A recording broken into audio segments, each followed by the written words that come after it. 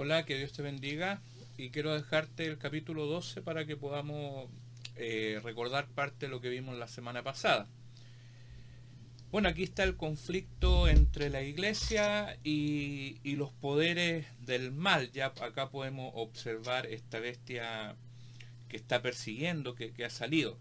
Pero lo que es interesante el versículo 1 y 2 donde está esta mujer vestida con esta de sol, una luna debajo de sus pies, una corona de 2 estrellas sobre su cabeza, que también tiene un paralelismo con la descripción gráfica de las divinidades persas o del Medio Oriente.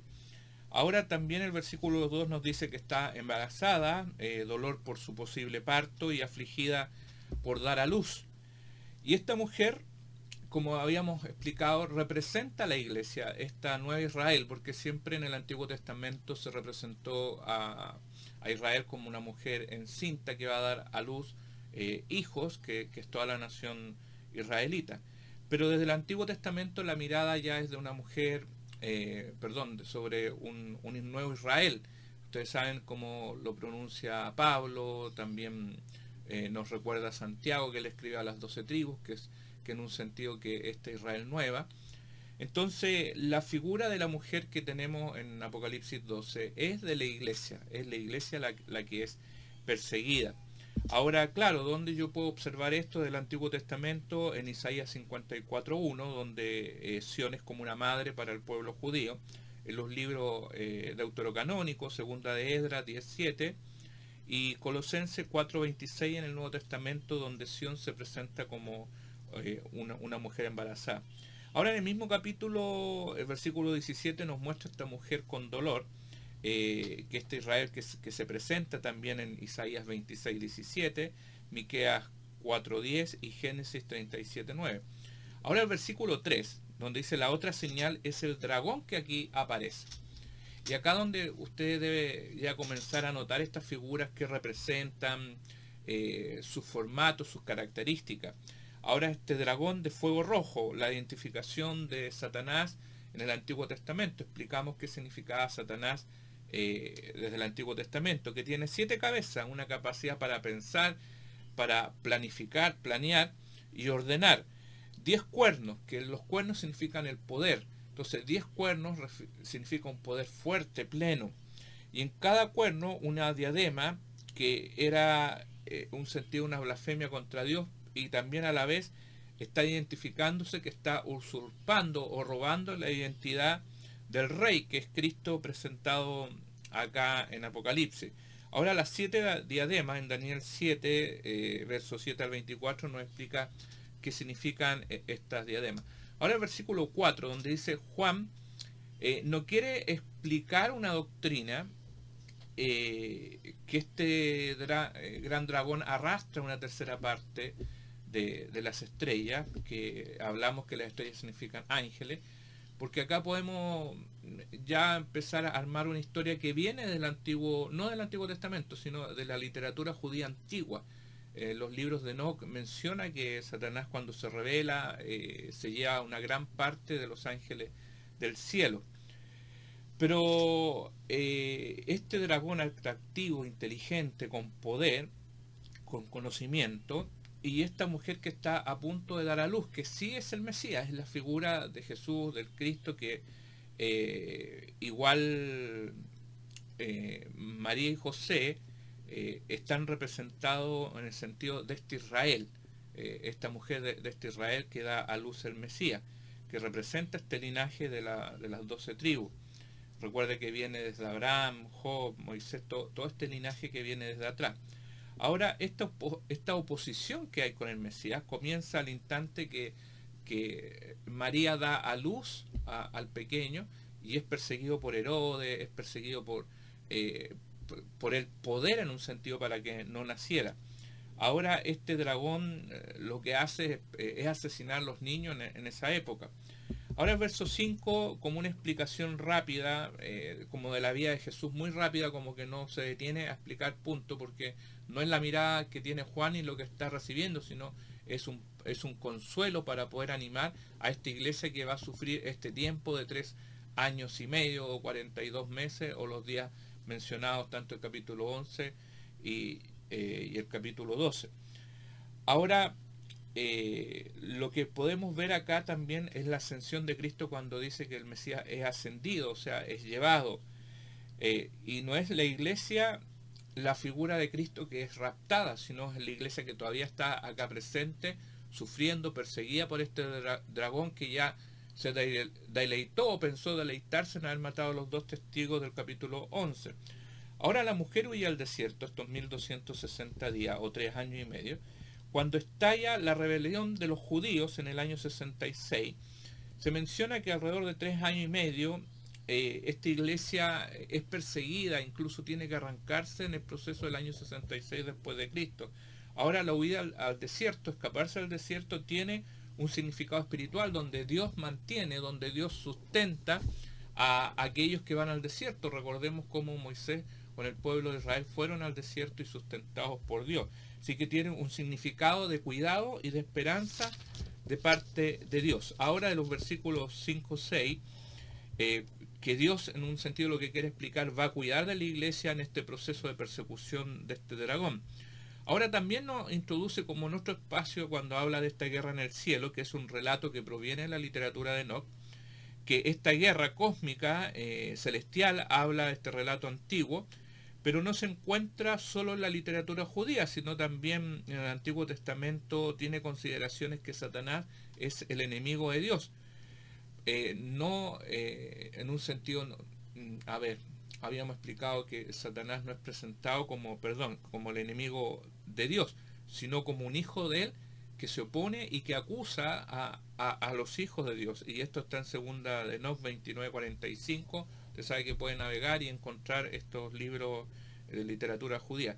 Ahora esta lucha celestial de esta batalla de Miguel, que es presentado como el protector de Israel en Daniel 12:1, es Miguel quien enfrenta a Satanás en un sentido que Satanás quiere usurpar también el rango de Miguel a la autoridad de me imagino, de los ejércitos celestiales. Ahora, esta literatura o de lucha angelical está en la literatura judía de Enoch y también mencionada en Daniel y otros libros proféticos, en el sentido de todo lo que es angelical. Ahora Jesús no es el que él se pone en guerra con Satanás en ese momento, sino es Miguel. Pero sí Jesús nos nombra en Lucas que él ve a Satanás caer como un rayo, en el sentido que es lanzado de la corte celestial. Ahora lo que Satanás significa adversario, porque la palabra en hebreo también lo hablamos que significa eso, que se opone a alguien que está adverso a la voluntad de Dios. Y estas fuerzas son derrotadas, el versículo 8, y lanzadas del cielo, y esto provoca la ira y la lucha contra la iglesia que está en la tierra. Ya es lanzado de la corte celestial y ahora comienza esta lucha. Entonces uno debe comenzar a ver este capítulo de esa forma, que Satanás es lanzado desde la corte celestial y ahora toda su ira y toda su fuerza la coloca en contra de la iglesia, esta mujer embarazada. Y Satanás, cuando cae a la tierra con sus ángeles, como lo dice en Lucas 10:18, y en el Antiguo Testamento Satanás también no es un nombre propio, sino de alguien que se opone todavía. En el Nuevo Testamento toma ya la característica de un nombre propio.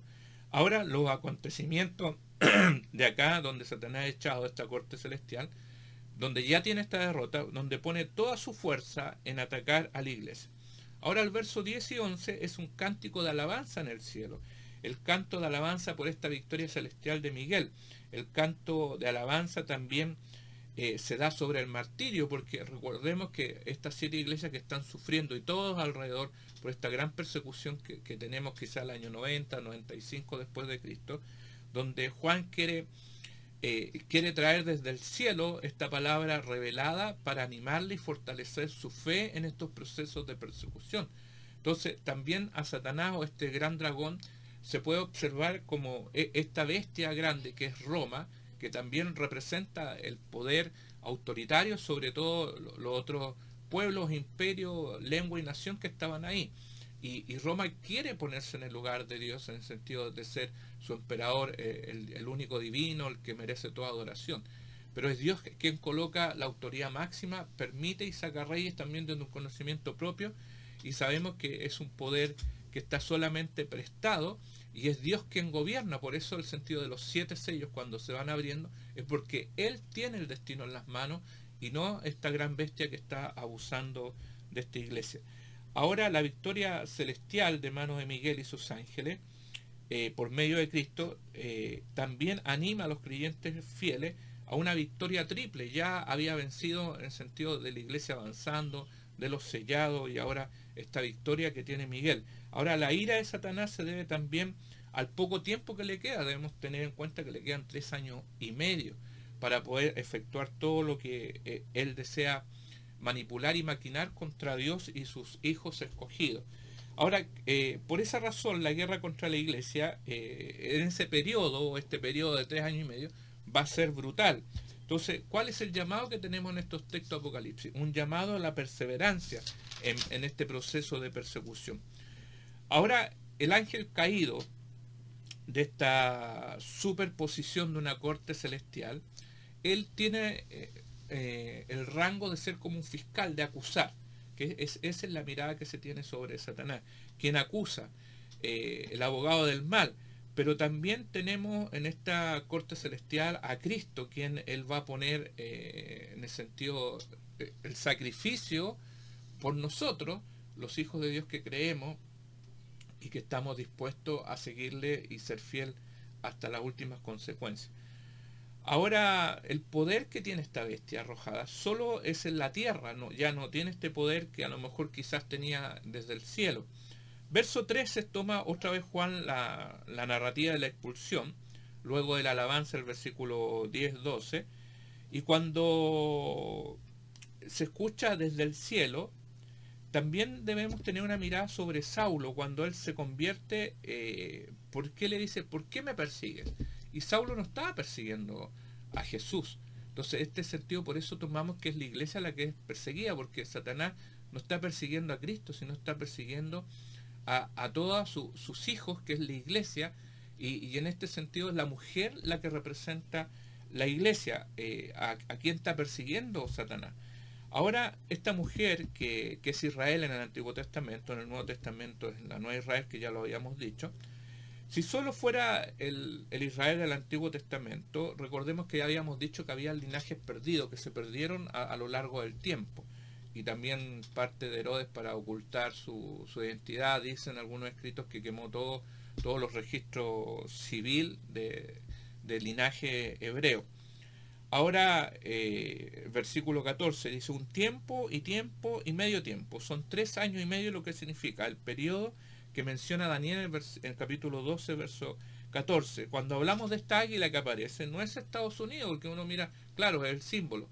El águila representa también un cuidado, Dios bajo sus alas, y el águila era admirada por eso. Va a cuidar, porque en el desierto ya hablamos que la figura significa la protección celestial de Dios, que Dios va a sustentar en este proceso.